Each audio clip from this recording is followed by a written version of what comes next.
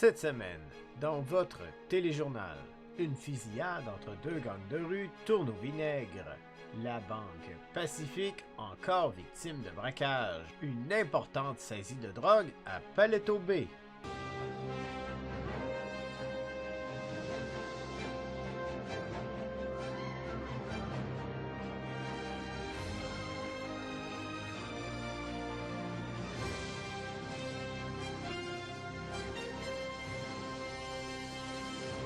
Bonsoir et bienvenue dans votre téléjournal. C'est à Sandy Shore que dimanche dernier, une grande fusillade a éclaté entre deux gangs de rue bien connus en ville. La ville fut clôturée de bout en bout afin d'éviter que les citoyens ne puissent se faire blesser. Le tout aurait commencé dans le vieux motel abandonné avant de se diriger dans un petit magasin de quartier plus à l'ouest de la ville. Le SPVU aidé des Rangers sont intervenus sur place afin de tenter de calmer le jeu. Selon nos sources, ce seraient les Lost et les Bloods qui seraient entrés en guerre. Plusieurs hommes auraient été blessés tant du côté des gangs que des policiers, mais leurs vies ne sont pas en danger.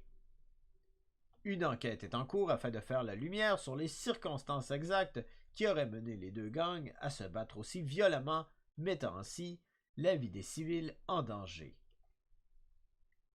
La Banque Pacifique, connue pour son passé trouble et son manque de sécurité, se fait une fois de plus braquer ce lundi par plusieurs individus.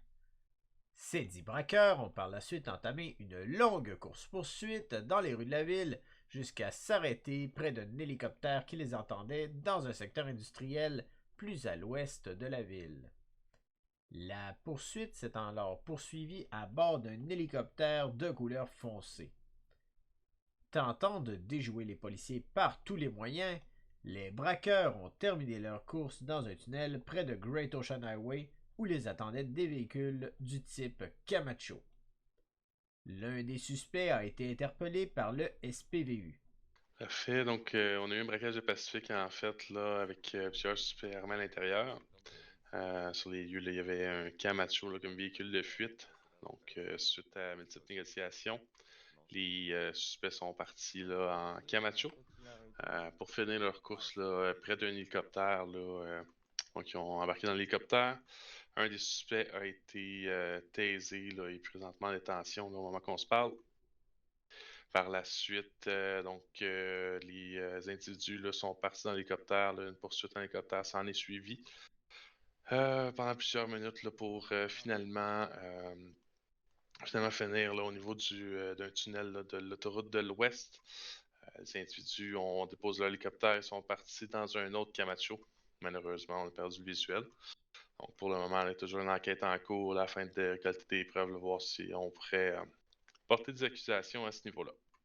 Dans un acte désespéré afin de faire libérer leurs confrères, les braqueurs ont par la suite procédé à une prise d'otage. L'enquête est toujours en cours et les preuves s'amassent contre les braqueurs.